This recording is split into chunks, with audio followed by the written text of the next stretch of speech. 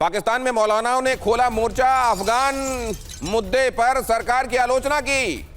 तालिबान के समर्थन में मौलाना फजलुर रहमान, मौलानाओं ने अलग मोर्चा खोल रखा है। एक मौलाना, अभी आप मौलानाओं की जो कॉन्फ्रेंस चल रही थी उसमें आपने देखा, उन्होंने कहा कि जिस तरीके से मुनीर ने खुद को अटमोस्ट पावरफुल बना लिया है, यह इस्लाम के हिसाब से ठीक नहीं है, धर्म इसकी इजाजत नहीं देता है। और मौलाना फजलुर रहमान यहां कह रहे हैं आके कि तालिबान सही कह रहा है जो कह रहा है, अफगानिस्तान जो कह रहा है सही कह रहा है, और यहां पाकिस्तान के हुक्मरान और खास तौर से मुनीर जो कह रहे हैं वो गलत कह रहे हैं। अब चलिए ठीक है, ये सच गलत वाली जो बात हो रही है, इसमें जरा डोमेस्टिक ये जो द्वंद्व चल रहा है, कॉन्फ्लिक्ट चल रहा है, जरा इसकी तरफ भी ले चलता हूं आपको आगे। लेकिन उससे पहले खबर देखिए, तालिबानी मंत्री सिराजुद्दीन हक्कानी का क्या बयान है। तालिबान के मंत्री ने फजलुर रहमान की तारीफ की। अफगानिस्तान शांति के लिए है और अफगानिस्तान शांति के लिए काम कर रहा है। फजलुर रहमान के इस बयान को सिराजुद्दीन हक्कानी ने सही बताया। और आपको याद होगा, प्रेसिडेंट पुतिन जब आए थे हिंदुस्तान तो उन्होंने कहा था कि अफगानिस्तान शांति के लिए काम कर रहा है। सीधा मतलब यह था कि जो गड़बड़ हो रही है वो पाकिस्तान की तरफ से हो रही है। चलिए उनको मान लेते हैं वो बाहर की एंटिटी हैं, ये तो वहां के मौलाना हैं। ये वहां के मौलाना क्यों कह रहे हैं कि जो मुनीर कह रहे हैं कर रहे हैं वो गलत कर रहे हैं और अफगानिस्तान जो कर रहा है वो सही कर रहा है? मतलब असल में तालिबान का जो नजरिया है कि आपने इस्लाम की दुहाई देकर एक देश बनाया था, लेकिन इस्लाम के रास्ते पर तो चल ही नहीं रहे हैं आपने तो आपने वहां शराब बनानी शुरू कर दी है। अब पाकिस्तान में शराब बना करेगी और वहां से निर्यात हुआ करेगी। शराब जो हराम मानी जाती है वो बना करेगी वहां पर। इस तरह के तमाम ऐसे काम किए जा रहे हैं वहां, जिसको लेकर आज तालिबान उंगली उठा सकता है कि आप ये धर्म के हिसाब से सही काम नहीं कर रहे हैं। और उस तरह के लोगों को ये कहा जाता है, ये जो ब्रूअरी नई खुली है, जो डिस्टिलरी नई खुली है, ये मुश्किल से वहां मुनीर के घर से 2-2.5 किलोमीटर की दूरी पर है जहां पर ये शराब बनाने का काम किया जा रहा है। तो जाहिर है वहां मौलाना इस बात से खफा होंगे, नाराज होंगे कि आज का डिस्पेंसेशन ये सब क्या कर रहा है। अब जरा मुनीर की जो मुश्किलें बढ़ रही हैं वो भी देख लीजिए। मुनीर के खिलाफ मौलाना और तालिबान, आपको खबर मैंने दिखाया। एक बात मौलाना फजलुर रहमान के साथ की तरफ से कही जाती है और उस बात को सेकंड किया जाता है सिराजुद्दीन हक्कानी तालिबानी नेता की तरफ से। मौलाना फजलुर रहमान के बयान का तालिबान ने समर्थन किया और यह तालिबान के लिए एक बड़ा सिरदर्द होने वाला है, पाकिस्तान के लिए माफ कीजिए, आने वाले दिनों में एक बड़ा सिरदर्द होने वाला है। फजलुर रहमान ने अफगानिस्तान में हमले पर पाकिस्तान की आलोचना की थी। पाकिस्तान ने अफगानिस्तान में हमला भी किया और फिर अफगानी शरणार्थियों को देश से निकाला और यह ठीक नहीं किया गया। तालिबानी मंत्री सिराजुद्दीन हक्कानी ने फजलुर रहमान की तारीफ की और कहा कि वो जो कह रहे हैं सही कह रहे हैं। तालिबानी मंत्री ने मौलाना फजल और तकी उस्मानी को भी धन्यवाद कहा। पाकिस्तानी मौलानाओं ने अफगानिस्तान से तनाव के लिए पाकिस्तान सरकार को जिम्मेदार बताया था। इस तरह की रोशनी में इधर तो चलिए आप सच झूठ कर रहे हैं बहुत सारा, लेकिन घर में चलने वाली इस कुश्ती से कैसे निपटिएगा जावेद गफ्फारी? दिनेश जी, पहली बात मैं थोड़ा सा पीछे जाऊंगा। आपने कहा जी पाकिस्तान तो फेल मुल्क है, अब मैं तो इंडिया को फेल मुल्क कहूंगा कि मौलाना फजलुर रहमान बांग्लादेश में जाते हैं तो आप कहते हैं नहीं जी मौलाना फजलुर रहमान ने गलत कर दिया, उसको तो नहीं जाना चाहिए। मौलाना फजलुर रहमान अफगानिस्तान के हक में स्टेटमेंट देते हैं तो वो कहते हैं मौलाना फजलुर रहमान ने तो बड़ी जबरदस्त बात की।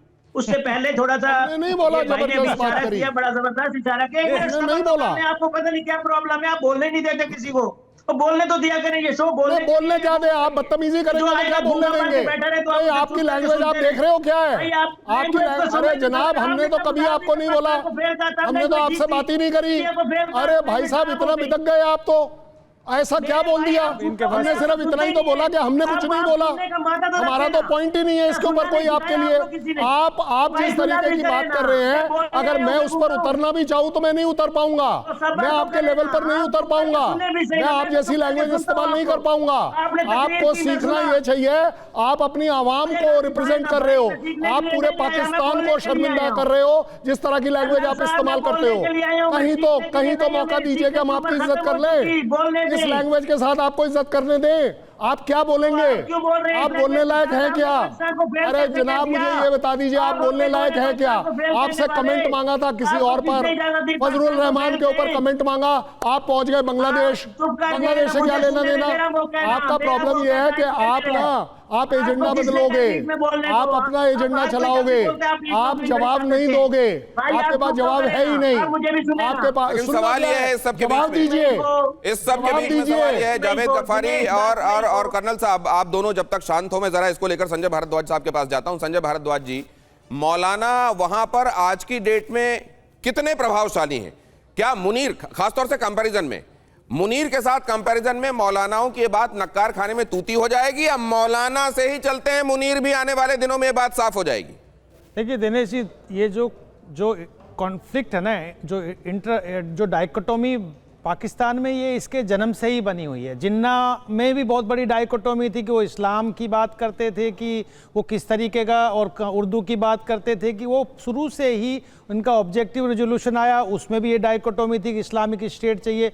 वही मुनीर में और फजलुर रहमान में आज के दिन ये डाइकोटोमी बन रही है। देखिए, आप ये बात मान के चलिए कि मुनीर ने क्या किया। मुनीर ने अपने आप को सेल्फ डिक्लेयर्ड गॉड कर दिया कि मैं सबसे बड़ा गॉड पाकिस्तान का हूँ। यहाँ कॉन्फ्लिक्ट हो रहा है, फजलुर रहमान कह रहे हैं कि भैया गॉड तो प्रॉफिट मोहम्मद है, आप कहाँ से बन गए। और ये सबसे बड़ा कॉन्फ्लिक्ट है। इस बात को एंडोर्स कर रहे हैं, इनको तालिबान के लोग कर रहे हैं कि भैया हम तो इस्लाम और इस्लामिक स्टेट, और वही तरीके तालिबान भी आगे बढ़ा रहा है। तो ये जो इंटरनल कॉन्ट्राडिक्शन पाकिस्तान में हो रहा है, ये पाकिस्तान को, आप देखिए, सबसे बड़ा दुश्मन, मैंने यही तो कहा कि पाकिस्तान को दुश्मनों की जरूरत नहीं है। पाकिस्तान के अंदर ही इतने बड़े दुश्मन बैठे हुए हैं, आपस में इतना कॉन्ट्राडिक्शंस हैं, कॉन्फ्लिक्ट्स हैं कि पाकिस्तान वैसे ही चूर चूर होता जा रहा है। एक बात, दूसरी बात दिनेश जी, मैं देखिए आतंकवाद पे भी सर मैं एक टिप्पणी आपसे चाहता हूं।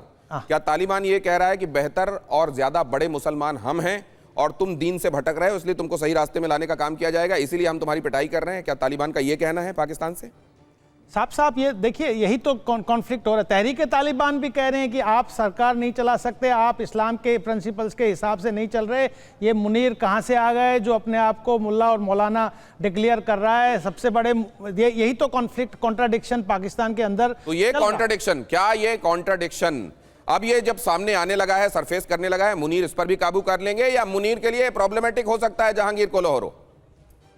Sir with due respect, thank you so much, आपने मुझे इस पॉइंट पे वो दिया। मैं आपको पहले तो क्लियर करूं कि तालिबान का जो वहां पे हुकूमत का वो है, कल ही मैं इस पे रिसर्च कर रहा था कि वहां पे कोई 25 से 20% जो है टोटल एरिया पे उनका जो है ना हुकूमत चल रही है। और दूसरी बात के जिस एरिया में चल रही है उन पे इनके 5 स्टेट लगते हैं, नेबरिंग स्टेट कंट्रीज, जिसमें पाकिस्तान, ताजिकिस्तान, ईरान और उज्बेकिस्तान और तुर्कमानिस्तान। इसमें 3 कंट्रीज ऐसे हैं जिनमें इन्होंने दिसंबर और नवंबर में झगड़े छेड़े हैं, जिसमें ईरान हो गया, ताजिकिस्तान हो गया और पाकिस्तान हो गया।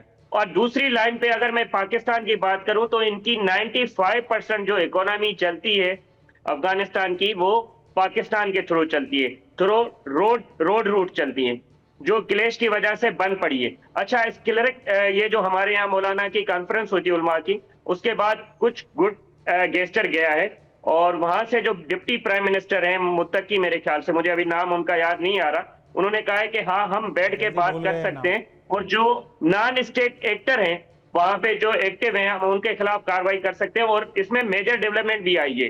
लास्ट वीक उनके यहाँ जो टीटीपी का एक कमांडर था, सेकंड रो में आता था, वो मारा भी गया है। तो उन्होंने शायद अब जो है मेरे ख्याल से दोनों तरफ से बर्फ जो है पिघलती हुई नजर आ रही है मुझे। जी नहीं, मेरा सवाल कुछ और था। मौलानाओं की कॉन्फ्रेंस से निकलने वाले बयानों पर सवाल था। आप कह रहे हैं कि तालिबान और पाकिस्तान के बीच में बर्फ पिघल रही है। बर्फ कितनी पिघलेगी आने वाले दिनों में हमको बड़ी, और हम तो चाहते हैं दुनिया में शांति होनी चाहिए, कहीं बर्फ पिघले और उससे शांति आए तो बड़ी अच्छी बात है। लेकिन ये कॉन्फ्लिक्ट अगर ऐसा है तो आज जो जिन खबरों के साथ मैंने शुरुआत की, कुर्क में जो दिखाई दिया, कुर्रा में जो दिखाई दिया, बलूचिस्तान में जो दिखाई दे रहा है, ये आग क्यों लगी हुई है? आप बर्फ की जहां बात करते हैं, ये आग क्यों दिखाई दे रही है वहां? ये बड़ा सवाल है। और पाकिस्तान तालिबान में लड़ाई शुरू है।